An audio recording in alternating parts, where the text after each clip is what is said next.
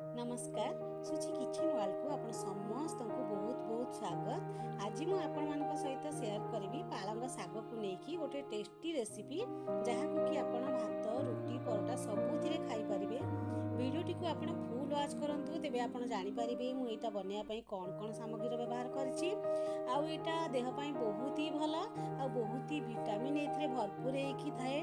आ एटा बहुत ही भल लगे खाया पई। मु तो घरे ट्राए करछि, आपण थरे घरे याको ट्राए करंतु, बहुत ही भल लागिबो। आउ चलंतु तेबे डेरी न करी स्टार्ट करिबा आज रेसिपी। एटा पई कोन कोन दरकार चलन देखिबा। मु एठी पालंग साग 4 बिडा नेइछि। आ याको भल भाबरे तार डेम्फ को काटि नेइछि, माटी थिबा डेम्फ को आ भल की धोई देइछि। दुई थर मु याको धोई देइछि। धोई देकी याको चलंतु एबे काटि नबा। देखंतु मु याको केमिति काटुछि, याको बहुत छोट छोट करिकि आपण एमिति काटि नेबे। मु एटा छुरी सहाय्य रे काटिछि, आपण पनिखिरे मध्ये याको काटि परिबे। देखंतु मु को टाइप रे याको काटुछि, केते छोट छोट करिकि याको काटुछि। एही परि भाबरे मु सब साग गुडी को काटि नेइछि। देखंतु एठी मु दीटा आलू को चोपा छडेकी मीडियम साइज रो काटिकी नेइछि एवं गोटे गिना मटर नेइछि, दीटा टमाटो को काटिकी नेइछि, दीटा बड़ साइज रो प्याज को मध्य चॉप काटिकी नेइछि। एठी मु 10 रु 15 कोला रसुण, 1 इंच रो अदा एवं दीटा सुखिला लंका नेइछि।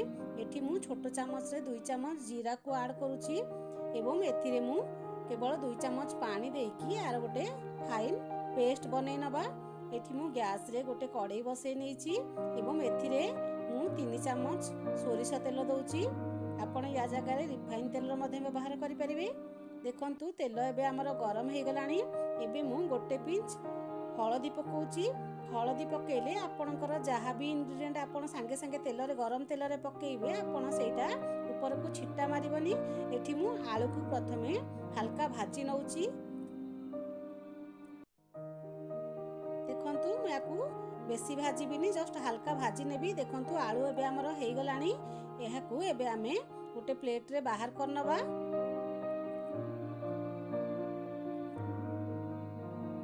सेई कढ़ई रे जेतिकी तेल थिला सेटा मोर तरकारी बनया पई यथेष्ट। मु एठी 2-4 खंड दालचीनी पकेइली, 2टा सुखिला लंका काटिकी पकेइली एवं एठी गोटे चामच पंच फुटण को ऐड करूछि। एठी जगह रे आपण जीरा मध्ये व्यवहार करि परिबे एवं फाइन चॉप काटिकी रखिथिबा प्याज को मु एथिरे पकेइ नेली एवं याको एबे हम भलो भाबरे भाजी नबा।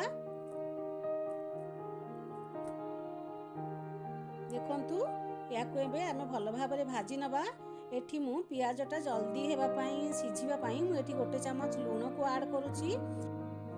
एबे मु एथिरे गोटे चामच हळदी गुंड, गोटे चामच काश्मीरी चिली पाउडर, गोटे चामच रेड चिली पाउडर पकाउछि एवं एही समय रे हमर गैस रो फ्लेम को आपण कम कर देबे, नले आपणकर मसलाटा पोड़ी जिवो। एबे आमे याकू भलो भाबरे गोटे मिनिट पई गोळेई दबा स्लो फ्लेम रे। एटा एबे हमर हे गलानी। एबे आमे बाटिकी रखिथिबा मसला को एथिरे पकेई दबा एवं याको एबे आमे भलो भाबरे गोळेई दबा। देखंतु मु एबे एथिरे कोनोसी पानी रा व्यवहार करिनी। प्रथमे मसला को आमे भलो भाबरे सिझिया पई छाड़ दबा। देखंतु साइड रु तेल बाहरी आसलानी, हमर मसला एबे हेई आसलानी। एबे मु ग्राइंडर जार को धोईकी आधा कप पानी एथिरे दउछि एवं याको आमे भलो भाबरे गोळेई नउछि। एबे आमे रखिथिबा टमाटो को एथिरे पकेई नबा एवं टमाटो सॉफ्ट होआ पई आमे एबे छाड़ दबा। एही समय रे आपण गैस रा फ्लेम को मीडियम रखिबे। एबे मु मटर को एथिरे पकेई नउछि।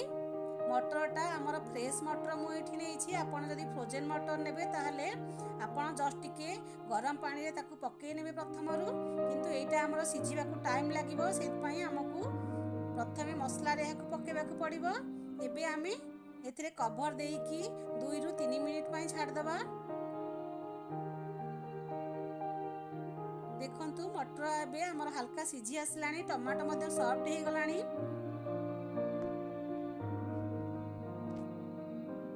पालंग सागटा साधारणतः पिलामाने खाइबाकू पसंद करंतिनी।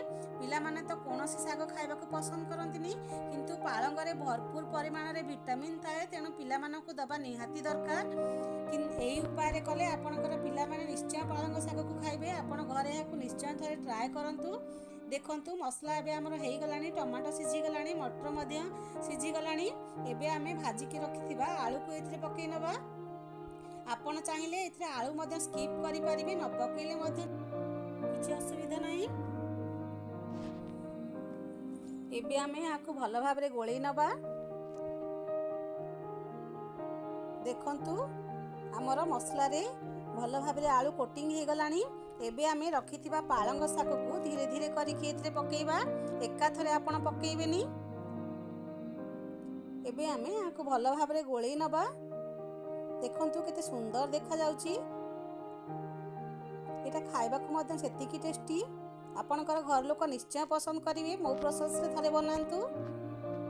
मु बहुत थर तो घरे बनई कि खाइची, मो घर लोक बहुत पसंद करचंती, किंतु आपण माने थरे याकू घर निश्चय थरे ट्राए करंतु। एबे आमे याकू भलो भाबरे गोळेइ नबा।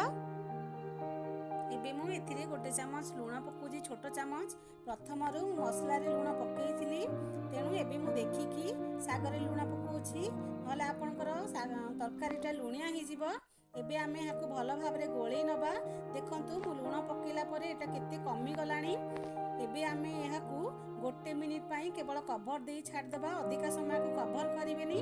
कभर कले सागर कलरटा आपनकर चेंज हे जिवो, टेस्ट भी आदौ भल लागिबनी। देखंतु मु एथिरे जम्मा भी पानी देइनी, किंतु केते अधिका परिमाण रे एथिरे पानी बाहरुची। एई पानी रे आपनकर किछि भी असुविधा नाही। अलगा पानी आपण एथिरे जम्मा भी ऐड करिवेनी। एठी पानी थिले भी चलिबो, नहले आपण हाई फ्लेम रे पानी को कम करि परिबे। देखंतु एटा बिल्कुल रेडी हे गलानी। साग मध्य भी सिझी आसलानी। एबे आमे गैस रो फ्लेम को बंद कर देबा। देखंतु सागटा केते सुंदर हेछि हमर। देखंतु हमर एठी पालंग मटर आलू तरकारी बिल्कुल रेडी हे जाइछि। या सर्व करिया पई पूरा पूरी रेडी। याकू घरे निश्चय थोड़ा ट्राए करंतु। आ केमिति लागला मो सहित शेयर करंतु। जदि ए पर्यंत मो चैनल को सब्सक्राइब करना तेबे सब्सक्राइब करनियंतु एवं नुआ नुआ वीडियो देखिया पई मो चैनल को वॉच करंतु।